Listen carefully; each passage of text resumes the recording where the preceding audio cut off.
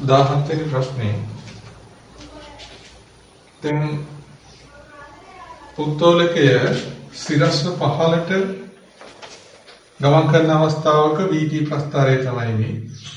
ඒතර මේ ප්‍රස්ථාරයට අනුව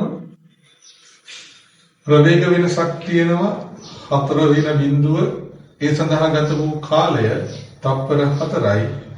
ප්‍රවේග වෙනස බෙදීම කාලය ත්වරණය.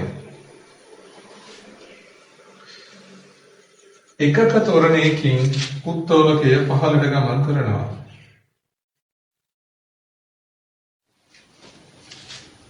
ඒ අවස්ථාවේදී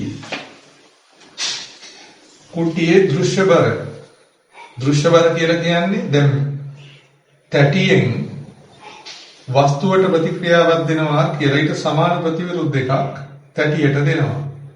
මෙන්න මේක තමයි පාඨාංකය.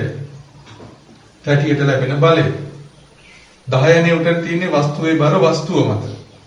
තැටියෙන් පාඨාංකයක් දෙන්නේ තැටියට බලයක් ලැබුණාම තැටියේ බලය තමයි වස්තුවෙන් තැටිය මත ඇති කරන ප්‍රතික්‍රියාව. මෙන්න මේක තමයි අපි හොයන්න ඕනේ. මේක හොයන්න වස්තුව මතත් එම බලය තියෙන නිසා වස්තුවට දානවා සිරස්ව පහළට F සමානයි m.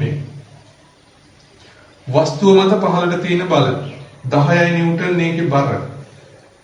ඉහළට තියෙන බල R ප්‍රතික්‍රියාව සමානයි වස්තුවේ ස්කන්ධය කිලෝග්‍රෑම් එකයි ත්වරණය එකයි.